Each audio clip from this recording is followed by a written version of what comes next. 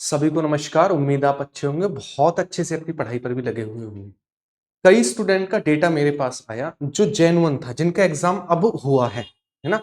तो उन बच्चों से जब बात करने के बाद मैंने एक चीज पाई कि पेपर रियल में हार्ड है या फिर बकवासबाजी हो रही है ना। क्या 80, 90, 95 अटेम्प्ट वाली सही है या फिर 65, 70, 75 अटेम्प्ट वाली सही है? क्या हम करें, कैसे भ्रम से बचे, इन चीजों को लेकर आज की इस वीडियो में 5 मिनट में आपको एक गाइडेंस मिलेगी, एक आपको राह मिलेगी। और वो राह ऐसा भी हो सकता है, कई बार हम एग्जाम में देखते हैं कि हम दूसरे के कहने पर बहुत ज्यादा अटेम्प्ट कराते हैं और जब आकर देखते हैं कि जब रिजल्ट आया, जब आंसर की आई तो बहुत ही कम कट ऑफ जा रही थी। फिर हम सोचते हैं कि यार हमने गलती कर दी किसी के कहने पर। अगर मेरे पास 55-60 क्वेश्चन ही मेरे से बन रहे थे तो अच्छे से उन्हें ही बनाता, उतने ही नंबर आते, नॉर्मलाइजेशन में मार्क्स बढ़ते और शायद सिलेक्शन हो जाता। तो इसी चीज को लेकर आज की इस क्लास में हम बात करेंगे। क्या सेफ स्कोर रहेगा अब तक के स्टूडेंट के डेटा के आधार पर? अगर मैं बात करूं, देखिएगा एक चीज समझिएगा, क्या पेपर वास्तव में हार्ड है? कितना स्कोर सेफ रहेगा? क्यों जाएगी कट ऑफ कम और कितना अटेम्प्ट हमें करना चाहिए? देखो, जब स्टूडेंट से बात की तो दो तरीके के स्टूडेंट सामने आए, एक थे फेक, एक थे रियल। अब फेक और रियल में मैं ये नहीं कह सकता कि हर एक स्टूडेंट इतने अटेम्प्ट नहीं कर सकता, कर सकते हैं, लेकिन कुछ गिने चुने। ये जो एक भीड़ आपको दिखाई देगी 95, 90 और 85 वाली, एक चीज समझिएगा, यहां पर हमारे पास देखो, मैं कह सकता हूं रीजनिंग बेशक इजी हो, रीजनिंग बेशक इजी हो, है ना। और रीजनिंग इजी क्या भाई, जब एग्जाम में बैठते तब पता चलती है, वो भी अपने आप में हार्ड ही होगी। समझ रहे हो? हम कह देते हैं सबसे कंपेयर जब हम करते हैं कि भैया ये हार्ड है, ये हार्ड है, तो हमें रीजनिंग थोड़ी इजी लगी। जरूरी नहीं है रीजनिंग इजी हो, ऐसा हो सकता है बहुत ज्यादा कैलकुलेटिव भी हो, ठीक है, लेकिन सभी की तुलना में रीजनिंग को इजी बताया गया। वही मैं बात करूं मैथ, मैथ बहुत ज्यादा कैलकुलेटिव बताया गया। जब मैथ कैलकुलेटिव है तो इसने टाइम लिया होगा, सीधी सी बात है। उसके बाद सबसे बड़ी बात थी जीएस को लेकर। जीएस में दो पोर्शन बड़े हवा आए, एक तो हमारे पास करंट का टॉपिक है ना, करंट, और एक था हमारे पास कौन सा, कंप्यूटर, है ना, कंप्यूटर का टॉपिक। करंट और कंप्यूटर ये हालत है कि जिसका कोई जवाब नहीं। अब मैं आपको सिंपली बताऊं, करंट और कंप्यूटर के क्वेश्चन वास्तव में टफ हैं। अगर ये पोर्शन बहुत ज्यादा टफ है तो ये 95, 90 और 85 वाला एक फेक डाटा है। इतना अटेम्प्ट बहुत ज्यादा मुश्किल पड़ जाता है। आप एक चीज समझ के चलो, रीजनिंग में आप 2-3 क्वेश्चन छोड़कर आ जाओगे, छोड़कर का मतलब है बहुत अच्छे अटेम्प्ट कर पाओगे, फिर भी एक दो क्वेश्चन कहीं ना कहीं आपसे मिस्टेक होंगे, कहीं ना कहीं आप छोड़कर भी आ सकते हो। ऐसे ही मैथ में होता है, हमें एक दो क्वेश्चन तो छोड़ने पड़ते हैं टाइम बचाने के लिए, और ऊपर से जीएस इतनी हार्ड है। तो मुझे बताओ 95 किस कहां से अटेम्प्ट सही है? तो ये जो आपके पास भ्रम फैलाया जाता है कि हम 90 अटेम्प्ट करके आए, 95 अटेम्प्ट करके आए, 85 अटेम्प्ट करके आए, ये कहीं ना कहीं आपके पेपर को बिगाड़ने का एक तरीका है। पेपर रियल में हार्ड है।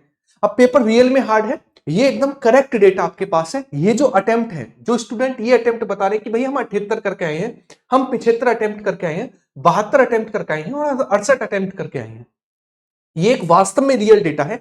इतना आप अटेम्प्ट ले सकते हो, मैक्सिमम 78, 75 ये अटेम्प्ट ले सकते हो, क्योंकि पेपर का लेवल टफ है। पिछले बार के एनटीपीसी की तुलना में इस बार के एनटीपीसी का पेपर बहुत हार्ड आ रहा है, ठीक है। अच्छा, अब एक चीज सिंपल सी समझिएगा, जब हम एग्जाम देकर निकल कर आते हैं, हम 78 क्वेश्चन, हमने मान लीजिए हमने 75 क्वेश्चन अटेम्प्ट किए, आप यकीन मानिएगा जब एग्जाम से बाहर आते हैं 2-3 क्वेश्चनों की हवा नहीं लगती, हमसे कैसे गलत हो गए। ये सच्चाई है ना।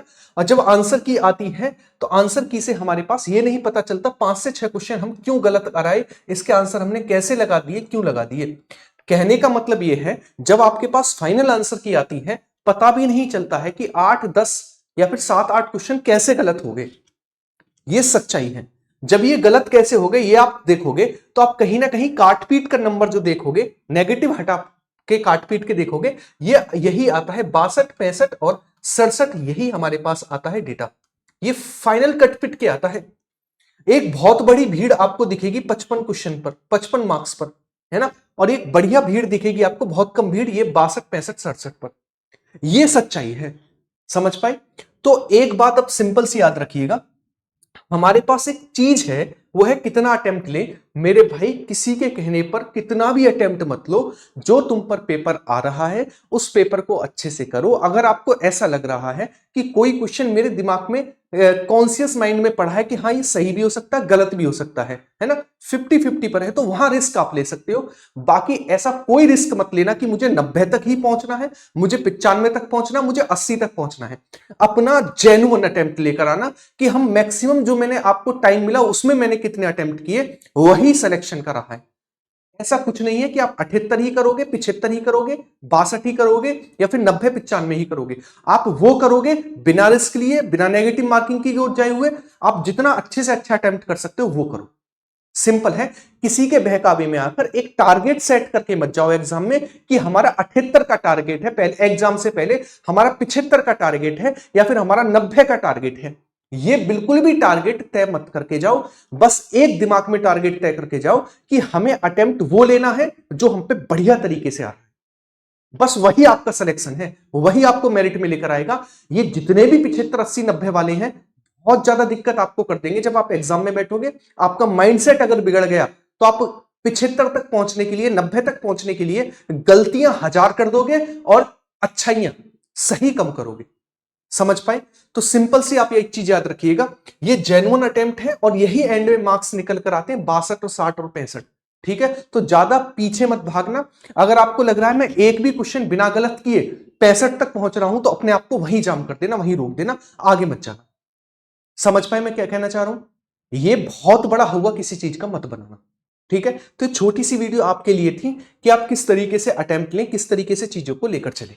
उम्मीद है वीडियो आपको अच्छे से समझ में आई होगी जो मैं आपको समझाना चाहता। ठीक है, इसके अलावा जितनी भी पीडीएफ अब तक एग्जाम हुआ वो मैंने टेलीग्राम पर डाल दी है। टेलीग्राम पर जाकर, जिसकी लिंक आपको कमेंट बॉक्स में मिल जाएगी, वहां से एक बार पीडीएफ का रिवीजन जरूर कर जाना जिनका आने वाले टाइम में एग्जाम है। मिलते हैं सीधा क्लासेस में, अपना ख्याल रखिएगा। बाय बाय, टेक केयर, जय हिंद, और वीडियो को लाइक करना मत भूलिएगा। Bye bye.